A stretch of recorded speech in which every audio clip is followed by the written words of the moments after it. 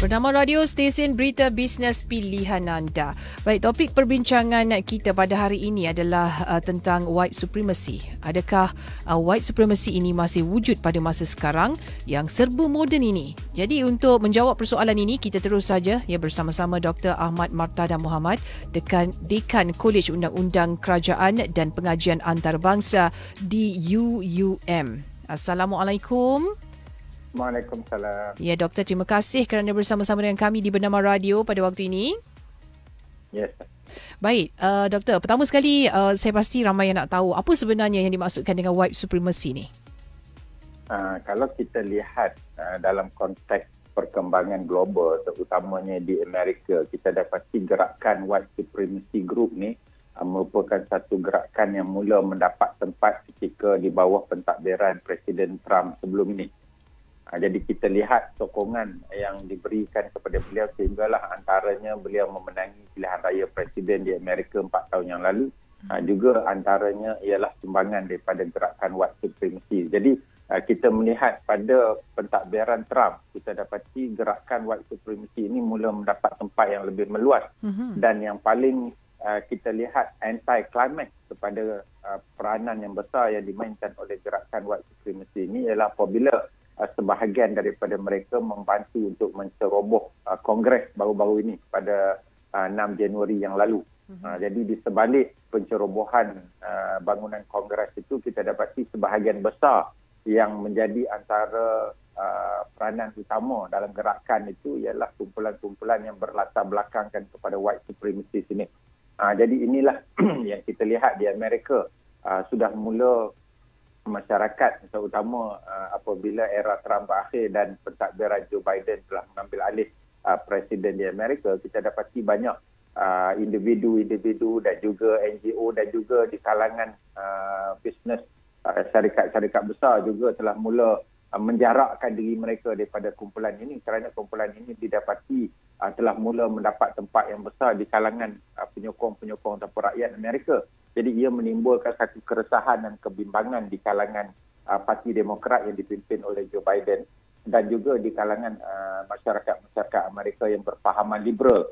Kerana kita lihat kepada sebelum ini gerakan white supremacist ini telah mula banyak menguasai media-media tertentu di Amerika sehingga kan mereka dan di bawah naungan Presiden Trump sendiri kita dapati gerakan ini banyak mendapat tempat sehingga apa yang berlaku di Amerika, mereka cuba untuk menidakkan keputusan pilihan raya presiden yang memberikan kemenangan kepada Joe Biden sebelum ini. Jadi gerakan ini telah mula mendapat tempat dan telah mula mendapat banyak pengaruh sehingga ia menimbulkan bahaya di kalangan masyarakat keseluruhan di Amerika sendiri. Baik, itu dia tentang white supremacy. Dan adakah situasi tersebut boleh disamakan dengan rasis ataupun ketuanan Melayu ni, Doktor?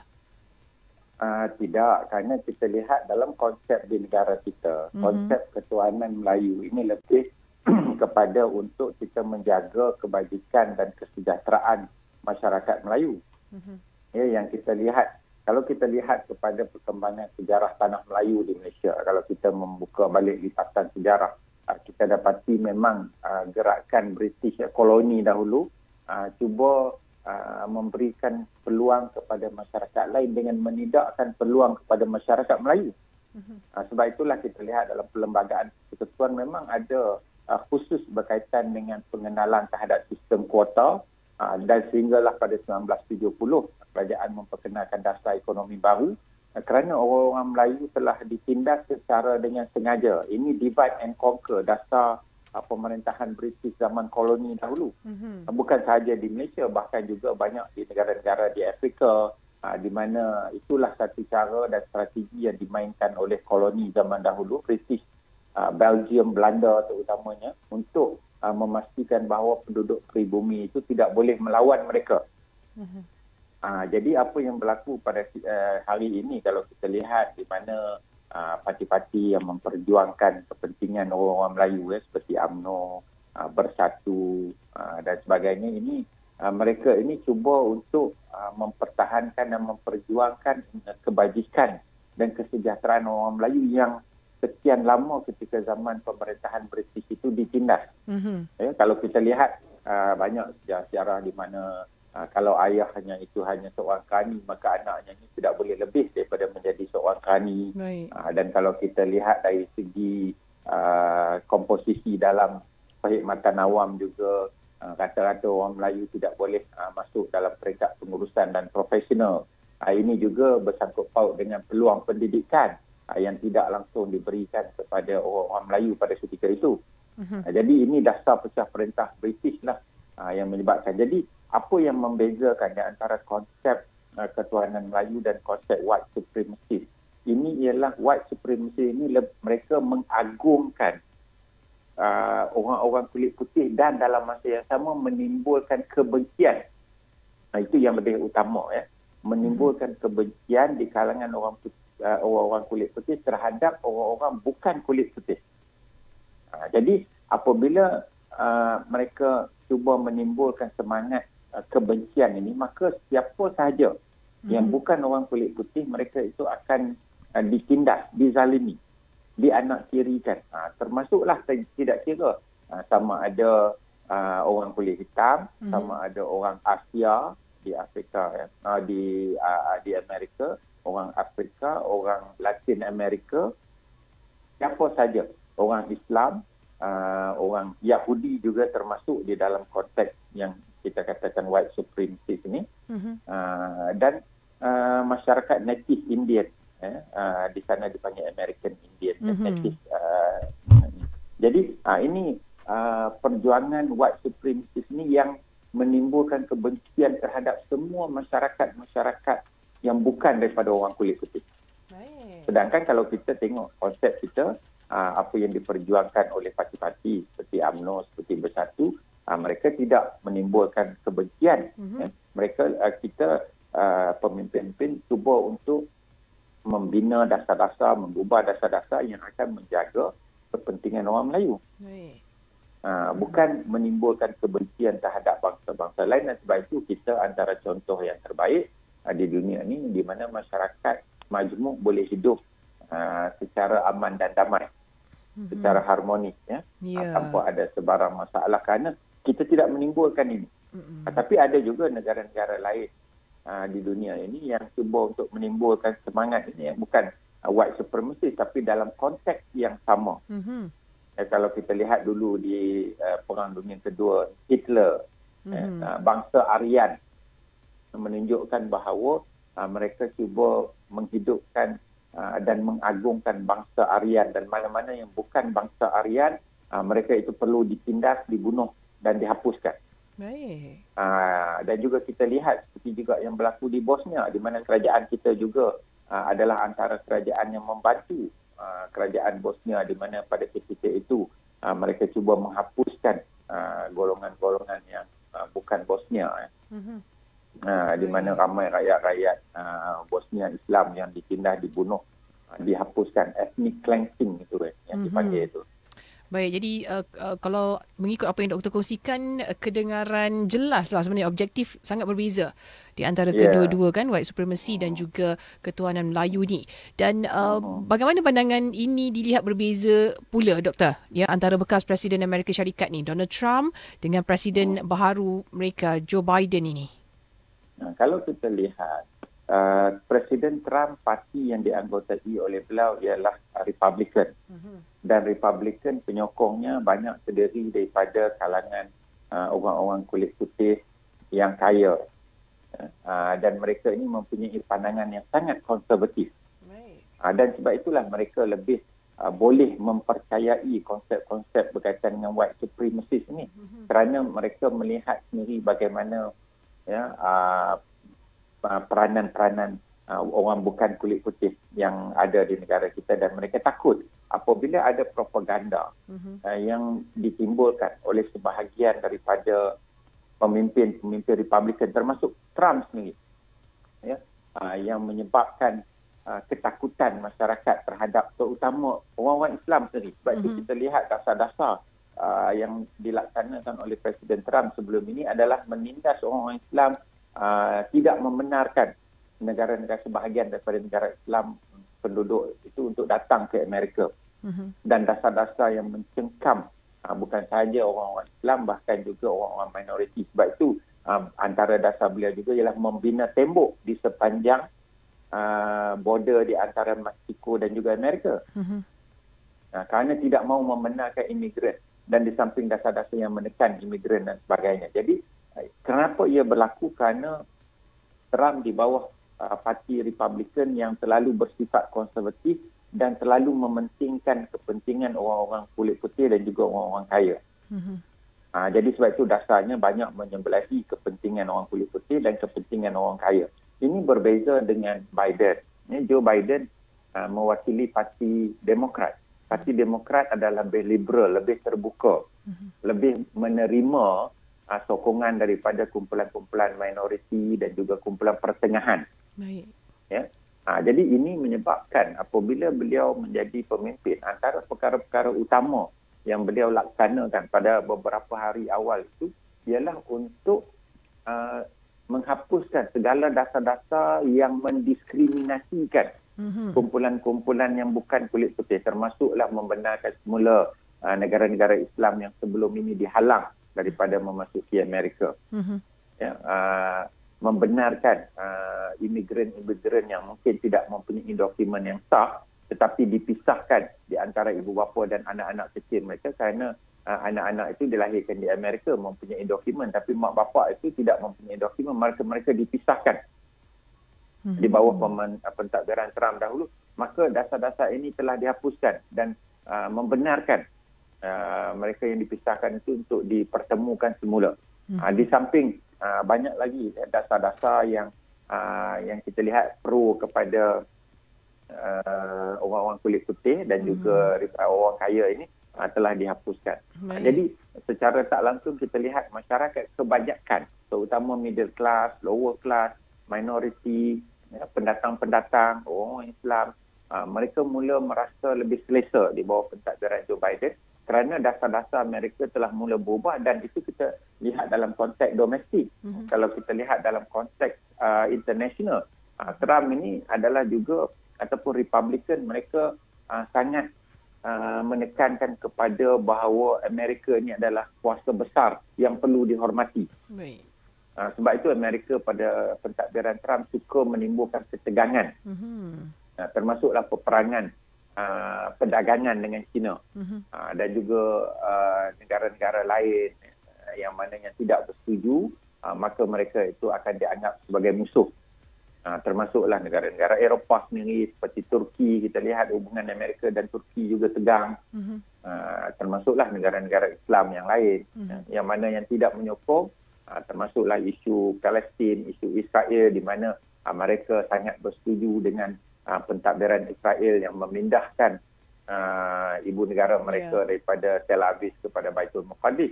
Jadi ini menimbulkan ketegangan, tetapi oleh kerana Amerika disokong oleh parti Republican yang sangat konservatif, yang sangat mengagungkan bahawa Amerika merupakan kuasa besar, jadi mereka tidak langsung ambil peduli dengan apa pandangan negara-negara kecil ataupun negara-negara lain di dunia. Dan kita lihat pada peringkat awal Joe Biden mengambil alih pentadbiran Amerika, maka beliau telah berjanji akan memastikan bahawa hubungan diplomatik antara Amerika dan negara lain akan lebih bersifat friendly, bukan confrontational. Jadi sebab itu hubungan dengan China kembali pulih, dan kita lihat juga dalam ketika mana beberapa minggu ini perdagangan dunia juga menjadi semakin bertambah baik, akibat daripada keyakinan pelabur-pelabur dan negara-negara luar terhadap pentadbiran Joe Biden. Jadi kita lihat banyak perubahan besar, bukan saja yang berlaku dalam domestik Amerika, bahkan juga yang berlaku dalam international akibat daripada perubahan kepimpinan daripada Trump kepada Joe Biden. Baik, dan waktu ini kita bersama-sama dalam program Jendela Fikir, dan tetamu kita pada waktu ini kita ada Dr. Ahmad Martada Muhammad, Dekan Kolej Undang-Undang Kerajaan dan Pengajian Antarabangsa UUM, bercerita tentang white supremacy dan ancaman kepada global. Dan kita nak tahu juga, Doktor, sebenarnya apa manfaat sebenarnya yang mereka dapat yang memegang prinsip white supremacy ni? Ia lebih bersifat kepada keyakinan saja. Ya. Dia tidak ada tangible benefit, ya. Tidak ada kebaikan yang boleh dia dapat secara fizikal. Ya. Kerana dia lebih bersifat emosi. Ya. White supremacist ini lebih cuba untuk menimbulkan sentimen bahawa mereka adalah bangsa yang hebat. Seperti mana bangsa Aryan di bawah Hitler zaman dulu. Nak menimbulkan bahawa sepatutnya mereka yang menguasai dunia. Kalau di Amerika, mereka yang perlu menguasai presiden. Jadi apa juga keputusan yang didapati, semuanya itu cuba untuk menidakkan keagungan bangsa mereka. Jadi itu sebenarnya yang mereka hendakkan, bahawa mereka merasakan bahawa mereka yang terbaik, mereka yang patut berkuasa. Jadi ini yang bahayanya, ya, kerana bagi mereka-mereka yang tidak mempunyai kefahaman yang tinggi berkaitan dengan konsep sebegini, maka mereka akan mudah percaya. Terutama mereka yang tidak mempunyai pendidikan yang tinggi. Ya, kerana mereka yang tidak mempunyai pendidikan yang tinggi, mereka akan mudah mempercayai slogan-slogan dan juga pengaruh-pengaruh. Sebab itu di Amerika dia ada satu stesen televisyen yang khusus untuk menimbulkan sentimen-sentimen, dan juga di internet juga kita dapati ada channel-channel khas untuk menimbulkan kepercayaan. Contoh yang saya bagi tahu ialah ketika mana keputusan presiden yang tidak memihak kepada Trump, maka channel-channel ini akan berusaha untuk menimbulkan satu keadaan di mana keputusan pilihan raya itu adalah penuh dengan penipuan. Jadi itulah yang menimbulkan kepercayaan di kalangan penyokong, sehingga mereka mencuba untuk mengubah keputusan dengan menyerang Kongres. Kerana pada ketika itu Kongres sedang membuat keputusan untuk mengesahkan keputusan pilihan raya yang dimenangi oleh Joe Biden. Jadi keadaan itulah yang saya katakan tadi, bahawa mereka lebih berusaha untuk menimbulkan keyakinan kepada penganut-penganut ataupun individu yang percaya kepada konsep white supremacy, bahawa mereka sepatutnya berkuasa. Dan apa juga keputusan yang menidakkan presiden yang mewakili mereka, maka keputusan itu adalah berlakunya penipuan secara besar-besaran, walaupun sebenarnya itu tidak berlaku. Ya. Jadi ini yang bahayanya, ya, kalau kita lihat gerakan-gerakan ini, kerana apabila sampai satu tahap, ia bukan lagi bersifat kepada percaya, ia telah mula lebih daripada percaya, sehingga ia boleh menimbulkan tindakan. Daripada kepercayaan, dia boleh menimbulkan suatu tindakan untuk menentang apa juga ancaman-ancaman yang cuba untuk menidakkan kekuasaan mereka. Sebab itu mereka menggunakan senjata. Pada hari ini kumpulan-kumpulan ini telah mula menggunakan senjata untuk menyerang. Bukan lagi bersifat mungkin kita lihat pertukaran pandangan dan pendapat semata-mata, itu masih di peringkat yang rendah. Tetapi sekarang ini mereka dah mula satu peringkat yang lebih tinggi, kepada masuk kepada suatu tindakan, dan tindakan pula ia bersifat kekerasan sehingga mereka sanggup membunuh. Baik. Dia lebih agresif itu, lagi ya, doktor? Ya, itu yang menimbulkan kebimbangan di kalangan warga-warga Amerika yang terdiri di kalangan rakyat biasa, bahawa kumpulan ini bukan sahaja mempunyai pandangan dan ideologi yang ekstremis, ya, keterlaluan, tetapi pandangan yang keterlaluan ini telah ditranslatekan juga melalui tindakan-tindakan yang bersifat kekerasan dan agresif. Yang telah menimbulkan juga, kalau kita lihat baru-baru ini pada Januari 6 di Amerika, penyerangan ataupun serangan di Kongres itu mengakibatkan kematian. Seorang anggota polis telah mati akibat dihentak dengan alat-alat yang keras, dan 5 orang lain juga terbunuh. Jadi kalau kita lihat, mereka sanggup berusaha ke arah itu, bertindak ke arah itu, kerana kepercayaan yang telah diberikan bukan sahaja di kalangan NGO-NGO yang bergerak secara sembunyi dan terbuka, bahkan juga oleh pemimpin-pemimpin, bukan sahaja Trump. Ada beberapa lagi pemimpin yang pada hari ini telah dikritik dengan sekeras-kerasnya, bukan sahaja oleh sebahagian daripada pemimpin politik, bahkan juga oleh stesen-stesen televisyen yang lain, dan juga oleh industri-industri. Banyak industri telah mula menarik kembali sokongan yang diberikan kepada ahli-ahli politik sebelum ni yang mana kita dapati kefahaman dan ideologi mereka ini agak keterlaluan sehingga menimbulkan bahaya kepada masyarakat di Amerika juga sendiri. Jadi ini yang menimbulkan kerisauan dan kebimbangan di kalangan penduduk-penduduk secara amnya di Amerika. Baik, okey. Jadi saya tak langsung mengikut apa yang doktor kongsikan ini, ianya akhirnya akan memberi ancaman juga kepada situasi tersebut kan. Baik, dan secara ringkas sebelum kata kita berakhir doktor, bagaimana situasi ini memberi ancaman pula di peringkat global? Kita lihat, kalau kita melihat juga kepada sejarah bagaimana white supremacist movement ini yang berlaku di Jerman di bawah pemerintahan Hitler sehingga mengakibatkan Perang Dunia Kedua. Jadi ini yang berbahaya. Maknanya jika ia tidak dikawal di dalam negara, maka ia boleh menimbulkan satu gerakan yang akan dibuat yang akan cuba untuk mempengaruhi negara-negara luar untuk mengikut apa juga tindakan-tindakan yang akan dilakukan. Dan kita melihat sejarah sebelum ini bagaimana Hitler menyerang negara-negara yang tidak mempunyai pandangan yang sama dengan beliau. Yang cuba mengagungkan bangsa Aryan ini sehingga mereka menyerang negara-negara Eropah yang berdekatan dan negara-negara yang lain membunuh. Bukan saja kita lihat mungkin dalam sejarah ramai yang menyatakan bahawa yang banyak terbunuh itu ialah orang-orang Yahudi. Tetapi sebenarnya juga ramai orang-orang Islam juga yang dibunuh.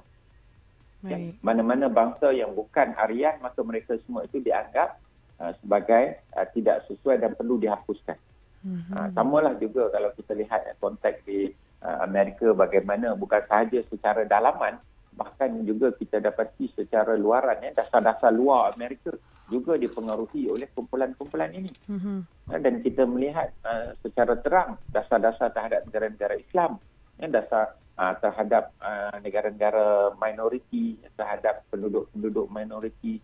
Bagi mereka kepercayaan ini apabila mereka telah menguasai menyebabkan yang saya katakan tadi bukan sahaja boleh mempengaruhi masyarakat, bahkan juga boleh mempengaruhi industri-industri yang mempunyai sumber keuangan yang besar untuk menaja apa juga aktiviti-aktiviti dan tindakan-tindakan mereka. Jadi secara kasarnya kita dapati jika gerakan ini dibiarkan, maka bukan sahaja ia boleh mempengaruhi penduduk dalam negara, bahkan juga ia akan mempengaruhi. Kita lihat bagaimana negara-negara lain juga yang mungkin akan turut menyokong gerakan-gerakan begini. Dan kita telah melihat kesannya ketika mana zaman Perang Dunia Kedua di bawah pemerintahan Hitler dahulu. Dan juga gerakan-gerakan begini juga kita lihat seperti mana yang berlaku di Afrika, dasar apartheid misalnya. Ini juga sebahagian daripada white supremacist kalau kita lihat. Jadi bukan sahaja berlaku di Amerika, berlaku di Eropah, bahkan berlaku di Afrika Selatan. Ketika mana zaman apartheid, di mana semua rakyat-rakyat yang berkulit hitam ditindas, dibunuh, tidak diberikan peluang. Bukan sahaja dari segi ekonomi, bahkan dari segi pendidikan. Dari segi sosial, di mana mereka tidak boleh hidup bercampur di antara satu dengan yang lain. Jadi sehinggalah kebangkitan masyarakat kulit hitam sehingga menjatuhkan rejim apartheid itu dan digantikan dengan Nelson Mandela yang cuba untuk memberikan taraf kesamaan semula kepada rakyat di negara, terutama penduduk-penduduk kulit hitam yang ditindas sebelum ini. Jadi ini bahayanya white supremacist group ni yang cuba untuk menimbulkan kepercayaan di kalangan orang-orang kulit putih. Ini white supremacist ini kita bercakap dari segi kulit putih, ada juga bangsa-bangsa lain yang cuba untuk menonjolkan bahawa mereka adalah yang terbaik di dalam negara, sehingga mana-mana individu atau rakyat yang bukan daripada bangsa mereka itu perlu ditindas, dibunuh, didiskriminasi dan sebagainya. Jadi ini yang berlaku jika masyarakat dan kerajaan tidak faham dan tidak mengambil sesuatu tindakan untuk memastikan supaya apa yang berlaku di Amerika, di Jerman pada Perang Dunia Kedua, di Afrika Selatan tidak berulang kembali, bukan sahaja di dalam negara-negara seperti Malaysia dan sebagainya, bahkan di negara-negara yang besar sekalipun seperti Amerika turut mengalami bahaya dan kesan akibat daripada pengaruh gerakan white supremacy. Baik, itu dia ya penerangan yang sangat jelas yang dikongsikan oleh Dr. Ahmad Martada Mohamad berkenaan dengan white supremacy. Baik, apa pun kita ucapkan jutaan terima kasih kepada doktor kerana sudi bersama-sama dengan kami dan berkongsi tentang white supremacy ini. Terima kasih doktor. Ya, sama.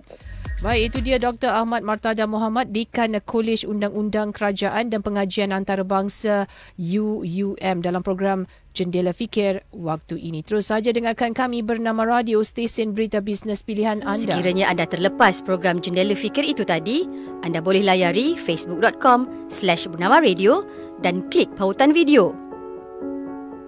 Stesen berita bisnes pilihan anda.